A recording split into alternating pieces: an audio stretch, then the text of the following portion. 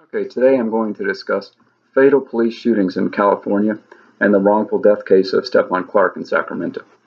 According to the Washington Post Fatal Force Database in 2017, California accounted for 162 of the total 978 people shot and killed by law enforcement, with Texas having the next highest amount at 69. So it's very clear that California has the most room to improve in this category. So why do I call Stephon Clark a wrongful death case? Because that's exactly what it is.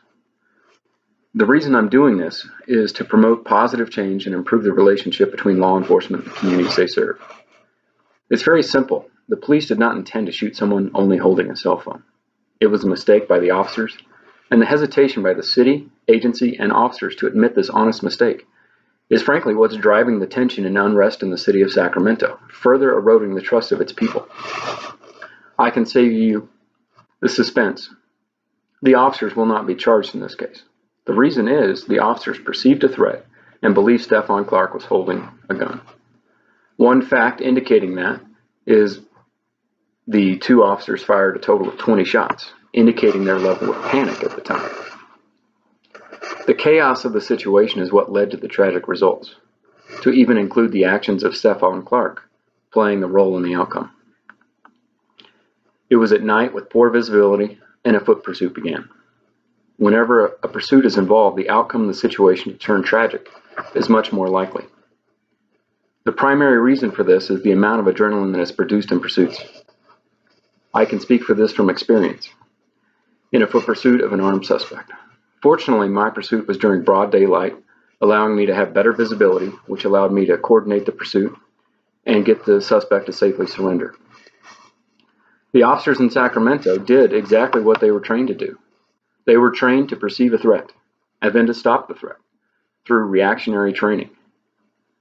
That is exactly what they did. The problem was the perceived threat was not accurate. One of the largest problems with law enforcement is its warrior mentality training, where they train that every encounter they should be prepared for will be a lethal encounter. The problem is it sets up officers to fail because they have the preconceived belief that the situation will become a lethal encounter, which has them respond in a different manner than if the preconceived threat was not there.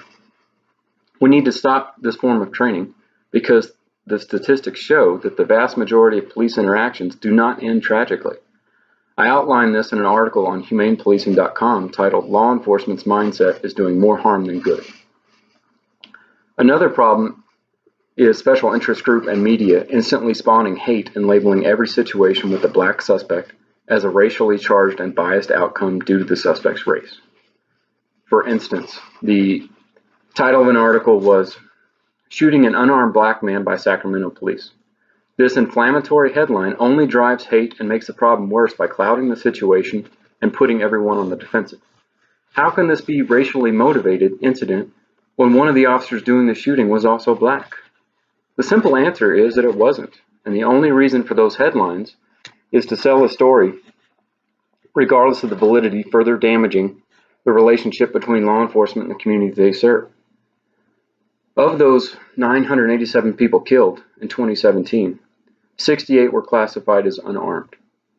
Of those 68, 30 were white, 20 were black, 13 were Hispanic, 3 classified as other, and 2 listed as unknown. Of the total 987 people killed, 457 were white, 223 were black, 179 were Hispanic, 44 listed as other, with 84 listed as being unknown. So now that you have the actual numbers, do you believe the media is accurately portraying what happens? Or is it more likely they are sensationalizing specific stories just to sell stories? Of the 987 people, I'm willing to bet almost every one was at or near poverty level. Our law enforcement crisis is of a socioeconomic bias, and that is what will have to change. I'm trying to improve the relationship between law enforcement and the communities they serve. This will require all of us to understand what the actual problem is, and not what the media wants us to believe what the problem is. It will require law enforcement to change, as well as the general public understanding how and why law enforcement takes action. This will take time and patience. As Martin Luther King stated, human progress is neither automatic nor inevitable. Every step toward the goal of justice requires sacrifice, suffering, and struggle, the tireless exertions and passionate concerns of dedicated individuals. I plan to do my part to make a better world for our kids and grandkids. You can find out more about what I'm doing at humanepolicing.com.